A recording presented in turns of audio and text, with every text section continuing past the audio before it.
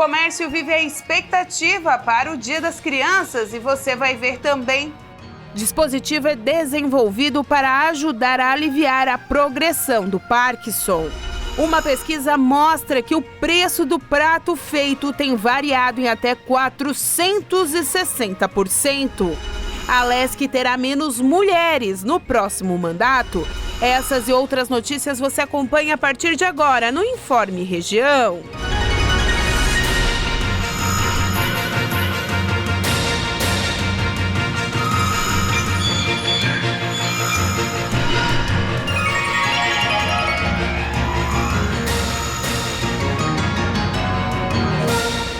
Olá, hoje quarta-feira, 5 de outubro de 2022, tempo firme em toda Santa Catarina. A partir de 2024, todos os aparelhos eletrônicos na União Europeia vão funcionar com o mesmo carregador. A medida foi aprovada na última terça-feira pelos eurodeputados. O regulamento foi aprovado por uma maioria esmagadora de 602 votos a favor e 13 contrários, com 8 abstenções. Durante as discussões, os eurodeputados argumentaram que a adoção de um modelo universal vai reduzir a montanha de carregadores obsoletos descartados todo ano e vai reduzir os custos para os consumidores. É esperado que a mudança economize pelo menos 200 milhões de euros, o equivalente a mais de R$1 bilhão, e reduza mais de 1.000 toneladas de lixo eletrônico por ano.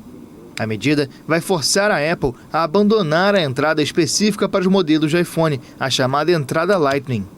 A empresa criticou a medida e afirmou que a legislação vai prejudicar a inovação tecnológica. Os regulamentos aprovados nesta terça devem ser aplicados integralmente no prazo de 2 anos para celulares, tablets, câmeras digitais, caixas de som portáteis, videogames, leitores eletrônicos, entre outros aparelhos. O adenovírus pode desencadear um quadro de gripe associado à conjuntivite em crianças. Elas apresentam sinais de resfriado e, posteriormente, secreção nos olhos.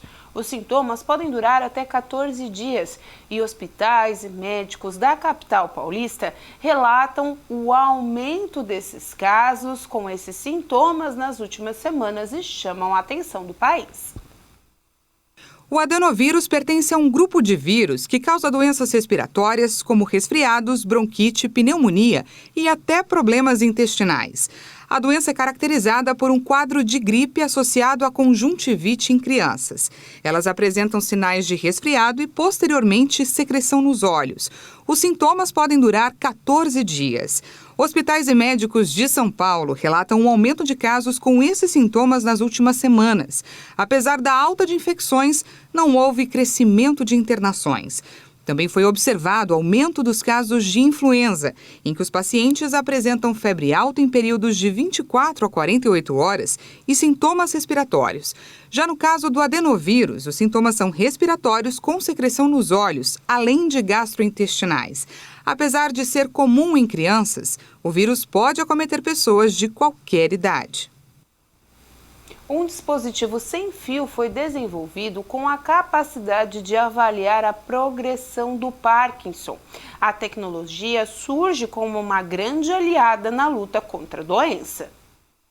Para a criação do dispositivo, foram utilizados sinais de rádio que refletem no corpo do paciente enquanto ele se move, coletando os dados, não tendo a necessidade deles utilizarem algum outro dispositivo portátil em alguma parte do corpo. O paciente, então, se torna uma espécie de radar humano. Por meio de um algoritmo, a tecnologia é capaz de captar mais de 200 mil medições. Os cientistas realizaram os testes do estudo por 2 meses, com 50 participantes. Os pesquisadores descobriram que a velocidade do andar dos pacientes diagnosticados com a doença diminuiu 2 vezes mais rápido quando comparadas àqueles sem o mal de Parkinson. Além de ser um indicativo que as mudanças na velocidade da marcha de pacientes com Parkinson correspondem à forma de como eles estão respondendo à medicação. Ou seja, a velocidade melhora após uma dose do remédio e diminui quando ela começa a perder o efeito. A descoberta fornece dados certeiros para o ajuste clínico das medicações, além de disponibilizar dados para a adaptação do dispositivo para outros distúrbios neurológicos. Na última estimativa da Organização Mundial da Saúde, a doença de Parkinson atinge cerca de 8 milhões de pessoas no mundo todo. No Brasil, em torno de 200 mil pessoas convivem com a doença. A seguir, no próximo mandato, Santa Catarina terá um número menor de mulheres na Alesc.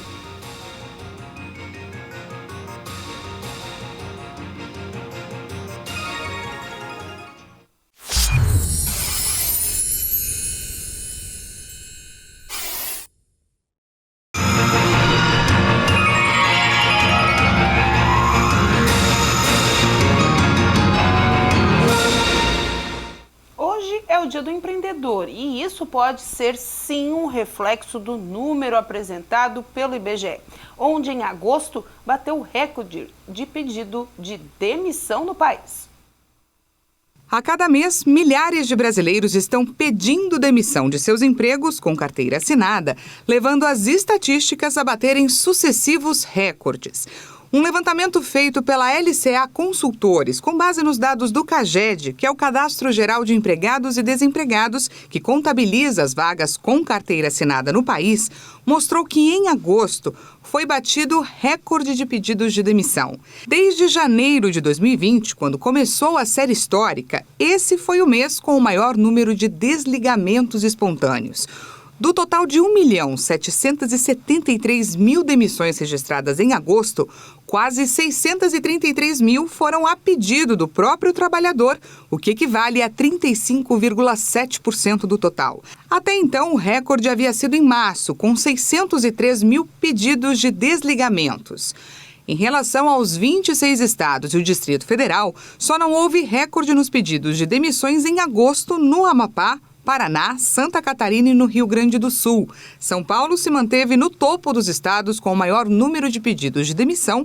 Isso se deve ao fato do estado ser o que mais emprega no país.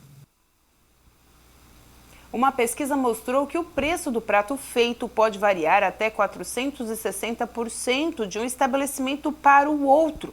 O levantamento considerou valores cobrados em restaurantes de 4 capitais brasileiras. A repórter Maria Clara Leite traz esses detalhes para a gente.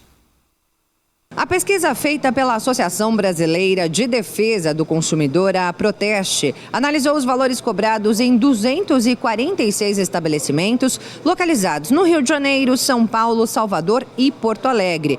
E aí mostrou essa grande diferença de preços do PF, feito com arroz, feijão, uma proteína e a salada.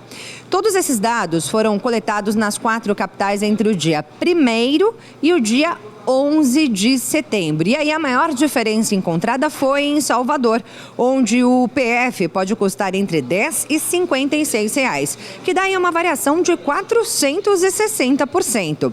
Depois vem o Rio de Janeiro, com diferença de 380%, custando entre R$10 e R$48. E em Porto Alegre, o prato mais caro também custa R$48, só que o mais barato custa R$15, e aí a variação é de 220%. E foi aqui em São Paulo que o levantamento encontrou a menor diferença de valores, porque as refeições variam entre R$13 e R$29,99, o que representa aí uma variação de 131%. E aí a média de valores coletados em cada capital fica mais ou menos assim. Em Salvador, quase R$25, em Porto Alegre, R$24, no Rio de Janeiro, R$23 e aqui em São Paulo, pouco mais de R$18, o que tá difícil de pagar também, né? Portanto, a Proteste dá algumas dicas para economizar. Além daquela pesquisa básica de valores entre um restaurante e outro, vale a pena também buscar os restaurantes conveniados com a empresa onde a pessoa trabalha, que normalmente oferecem descontos. Ou então aqueles estabelecimentos que oferecem aquele cartão fidelidade. Quando a pessoa preenche esse cartão, normalmente com 10 refeições, a 11ª sai de forma gratuita. Portanto, ficam aí as dicas da Proteste. Dicas importantes para você economizar na hora da refeição. Todo mundo precisa. 12 estados estarão de volta no segundo turno, no dia 30 de outubro, e as campanhas já voltaram em busca dos votos finais. Os brasileiros voltam às urnas no dia 30 de outubro para escolher quem será o presidente do país pelos próximos 4 anos. E em 12 estados, os eleitores terão segundo turno também para o governo. É o caso de São Paulo, Bahia e Rondônia, por exemplo. E com foco na vitória, os candidatos à presidência e a governos já podem retomar as campanhas. A partir da proclamação dos resultados do primeiro turno, já podem os candidatos voltar com as suas campanhas, né, para as ruas. E aí distribuir santinhos, distribuir folhetos, já utilizar a internet para veicular a sua propaganda eleitoral, tudo isso já é possível. Mas até a véspera das eleições. No rádio e na TV, a propaganda eleitoral volta a ser exibida na sexta-feira. O tempo de propaganda no segundo turno é dividido igualmente entre os candidatos. Para presidente, a propaganda vai ser transmitida na televisão de segunda a sábado, de 13 horas até 13h10 e de 8h30 da noite até 8h40. Já no rádio, o horário será de 7 da manhã às 7h10 e meio-dia e 10. Além disso, as emissoras devem reservar de segunda a domingo 25 minutos para a veiculação das chamadas inserções. São aquelas propagandas menorzinhas, 30 segundos até 1 minuto, para a veiculação tanto dos cargos de presidente da República quanto também de governadores. O eleitor que faltou no primeiro turno pode e deve votar no segundo turno, mas tem até o dia 1º de dezembro para justificar a ausência.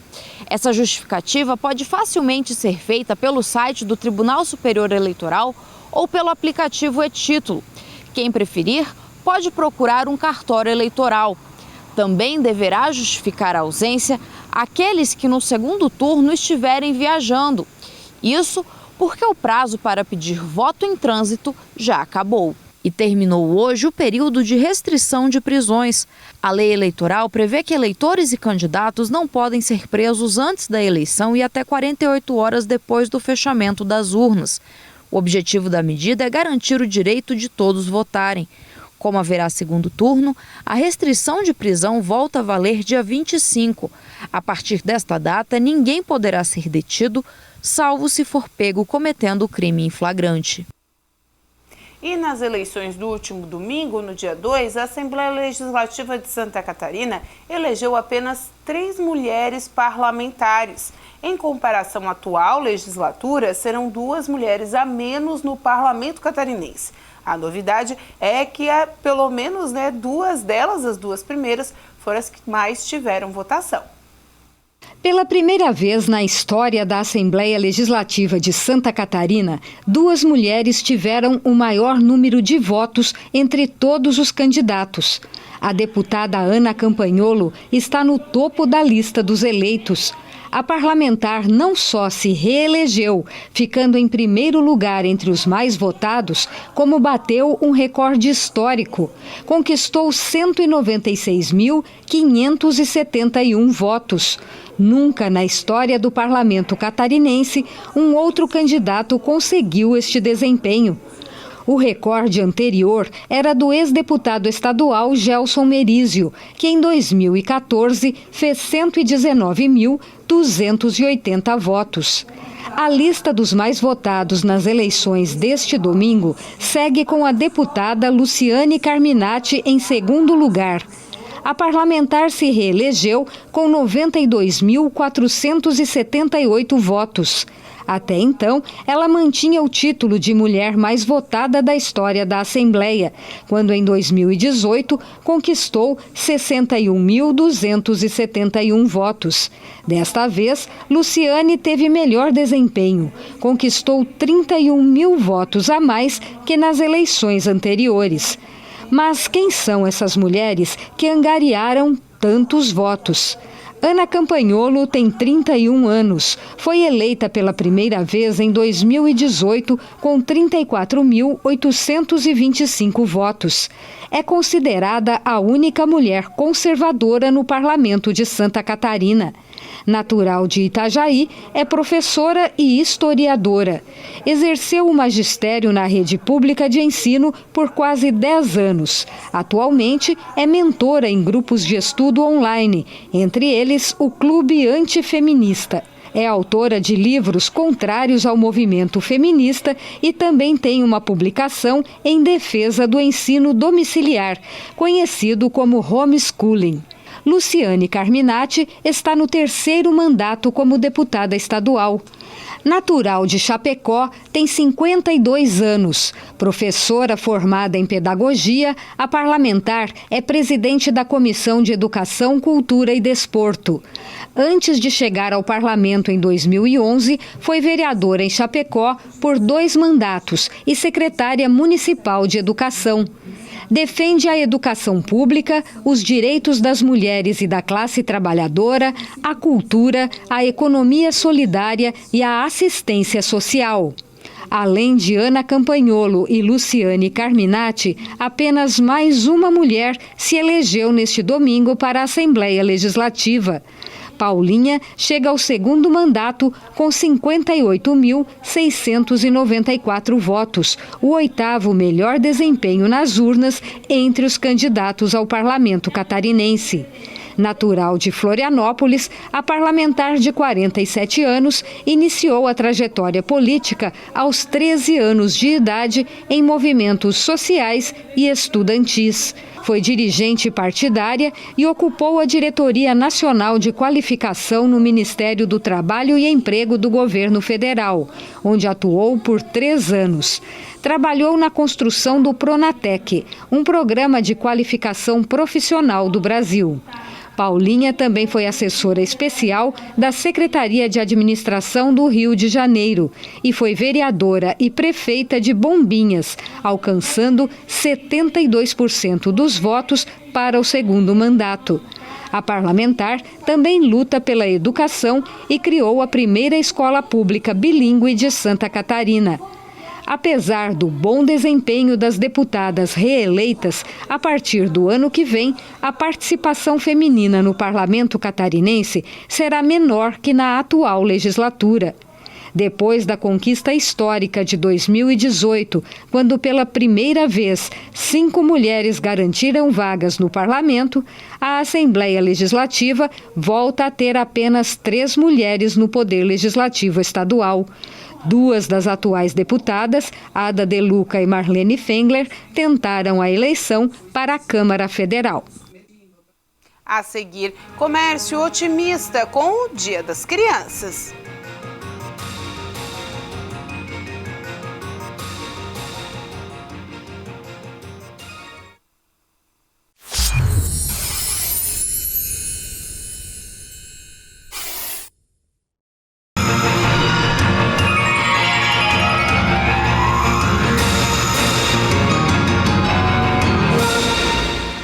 Mais uma data comemorativa está chegando, é o Dia das Crianças, no próximo dia 12 de outubro. Brinquedos, roupas, presentes em gerais já estão na lista da criançada. Mas a data é importante para os temporários. O setor infantil já contrata agora e segue até o Natal.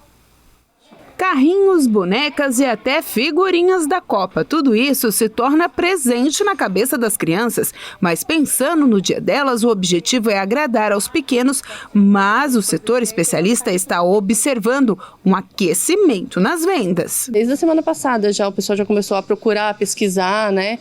Que é bom fazer a pesquisinha de preço também, né? Então já tem procura sim, já tem venda, o pessoal já está se antecipando. O setor, além de vender bastante, também emprega nessa época do ano. E olha que não é só para as festas de final de ano, e sim o Dia das Crianças já traz essa oportunidade desde o mês de setembro. A gente contrata já em setembro, né? Alguns funcionários já para suprir essa demanda de clientes para Dia das Crianças, para Natal, e sempre tem uma vaguinha que fica ali já ocupada por esse funcionário, né? Então, sempre tem vaga. Os lojistas se mostram otimistas, já que esse ano os estoques estão normalizados, depois de 2 anos de problemas de abastecimentos causados pela pandemia. A gente tem aí os estoques muito bem preparados dos lojistas, então aí o pessoal está com realmente os brinquedos, as coisas, as marcas da moda, então a criançada realmente vai ter aí, vai ser suprida nessa questão de brinquedos, tá bem legal. Outra coisa interessante é que a inflação deu uma diminuída agora com os fornecedores, então os preços tendem a estabilizar. Então isso está legal, assim, os preços já vão estar mais tranquilos para poder fazer suas compras, isso é uma coisa bem positiva. A gente vê também o movimento das crianças pedindo por brinquedo, porque na pandemia se resgatou muito essa questão de brincar com offline, né? De brincar com coisas reais, com o brinquedo, de puxar o carrinho, de fazer coisas sem o mundo virtual. Então, isso cresceu muito, principalmente essa questão de brinquedos assim mais artesanais, que são mais lúdicos. Então, realmente, tem uma procura muito grande com esse tipo de produto. Tá bem legal mesmo. A loja que a Elaine trabalha está repleta de novidades dessas que as criançadas gostam. Então é bom os pais se anteciparem nas compras, observarem os preços e, de acordo com a Associação Brasileira de Normas Técnicas, observar mais ainda a faixa etária de cada brinquedo correspondente para as crianças. Enquanto uns vão comemorar que ganham um presente, outros estão comemorando que ganharam um emprego. E vai ter concurso público em Criciúma. Essas e outras notícias você confere agora no Giro de Informações.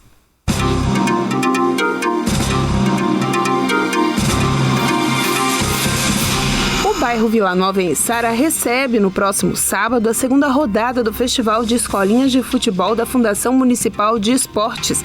A proposta envolve 11 núcleos de 14 times, dividido em duas categorias, Sub-17 e Sub-15.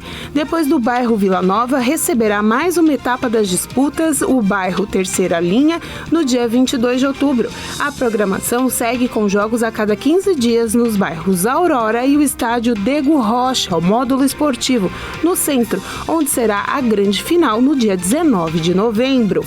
Os interessados em participar das escolinhas de futebol devem procurar um dos núcleos de treinamento nos bairros Aurora, Barracão, Boa Vista, Centro, Dem Bosque, Esplanada, Jardim Elizabeth, Liri, Presidente Vargas, Terceira Linha e Vila Nova. As atividades são desenvolvidas no contraturno escolar. Atualmente, aproximadamente 600 crianças e adolescentes com idades entre 9 e 15 anos estão matriculados. Ainda neste mês, um novo núcleo será implantado no bairro Barracão. Uma baleia jubarte encalhou na praia de Balneário Esplanada, em Jaguaruna, e os órgãos ambientais estão mobilizados desde as primeiras horas da manhã da quarta-feira para tentarem socorrer o animal, que é um macho de mais ou menos 12 metros de comprimento. A recomendação é que a população não toque na baleia e também não tentem empurrá-la de volta para o mar. A aparição da baleia jubarte no litoral sul catarinense não é comum quanto o da baleia franca, mas, segundo os órgãos ambientais, sua frequência tem se tornado maior por aqui. A Secretaria de Assistência Social de Criciúma abriu um concurso público para cargos de advogado, educador social e pedagogo. As inscrições deverão iniciar apenas no dia 11 de outubro. A prova escrita será aplicada no dia 27 de novembro, um domingo. O concurso público será realizado pela Fundação Universidade do Sul de Santa Catarina, Fundação Unisul. O concurso será de prova escrita, objetiva e prova discursiva. Além disso, o concurso será de validade de 2 anos, podendo ser prorrogado uma única vez por igual período. Será exigido no ato da nomeação para as atividades desenvolvidas por profissões regulamentadas o registro ativo no conselho da classe da categoria. As inscrições para o concurso público deverão ser realizadas no site da Fundação, concursos.fundaçãounisul.com.br. O Criciúma Esporte Clube e a Unesc assinaram na tarde desta terça-feira, no CT Antenor Angeloni, o convênio para a volta do projeto Tigrinhos em 16 municípios da região. Após 2 anos sem a realização da parceria, os núcleos estão de volta e irão atender 50 crianças entre 10 e 14 anos em cada cidade. Criado em 2010, o projeto completa 12 anos e já atendeu mais de 35 prefeituras. Na edição deste ano, serão atendidas crianças e adolescentes dos municípios de Balneário Rincão, Capivari de Baixo, Criciúma, Jacinto Machado, Lauro Miller, Maracajá, Meleiro, Morro da Fumaça, Morro Grande e Orleans, São João do Sul, Timbé do Sul, Turvo, Treviso, 13 de Maio e Uruçanga. E com essas informações, a gente encerra o Informe Região desta quarta-feira. Lembrando para você, acesse a gente ali nas redes sociais, siga a gente nas redes sociais, @TV Primavera no Instagram e no Facebook. E para vídeos e a nossa programação ao vivo, acompanhe a gente no nosso canal do YouTube, /TV Primavera Criciúma. A todos vocês, uma boa noite. Até amanhã.